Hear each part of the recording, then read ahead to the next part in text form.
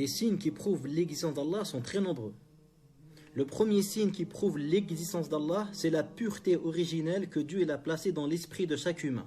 Chaque humain qui est honnête envers lui-même, chaque humain qui, on va dire, ne fait pas preuve de rébellion et de négation, chaque humain qui a sa pureté originelle qui est préservée de toute influence, parce que cette notion d'athéisme, c'est quelque chose de nouveau qui est apparu avec le développement et le progrès scientifique, où les gens, où l'humain se sent comme un surhumain, où il voit que tellement on a fait des progrès scientifiques, et ben l'humain a l'impression de ne plus avoir besoin de Dieu, que finalement il arrive à trouver des réponses tout seul, etc.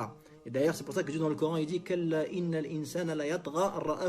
l'homme se voit, l'homme devient rebelle lorsqu'il se voit enrichi. Ça c'est l'humain, dès que Dieu lui accorde certaines richesses, que ce soit en matière de savoir ou d'argent, immédiatement il se met à se rebeller. Donc le fait justement, c'est cette pureté originelle que chaque nouveau-né a, que chaque humain lorsqu'il se trouve dans une détresse, lorsqu'il est sur le point de mourir, etc., et ben il y a ce sentiment que son cœur se dirige vers le haut. Oh mon Dieu, sauve-moi. Deuxièmement, le fait que Dieu a révélé des livres sacrés, Dieu a révélé des livres à ses prophètes et donc à ses messagers. Il a révélé la Torah à Moïse, il a révélé l'Injil à Jésus, il a révélé le Coran à Muhammad sallallahu alayhi wa sallam.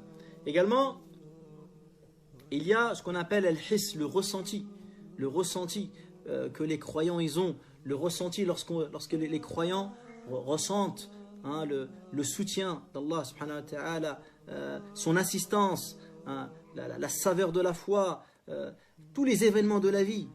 Dans chaque élément, dans chaque mouvement, il y a la preuve de l'existence de Dieu. Dans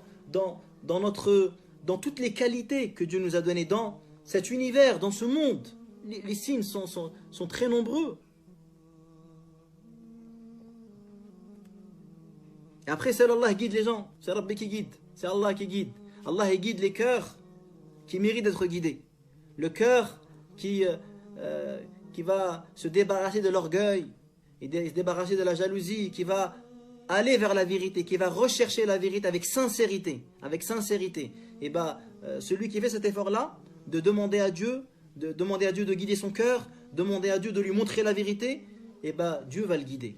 Il va le guider vers donc le chemin, le droit chemin, le chemin qui mène vers sa satisfaction et son amour. Parce que cette vie c'est une épreuve. Et une des premières qualités du croyant, c'est qu'il croit justement à l'invisible.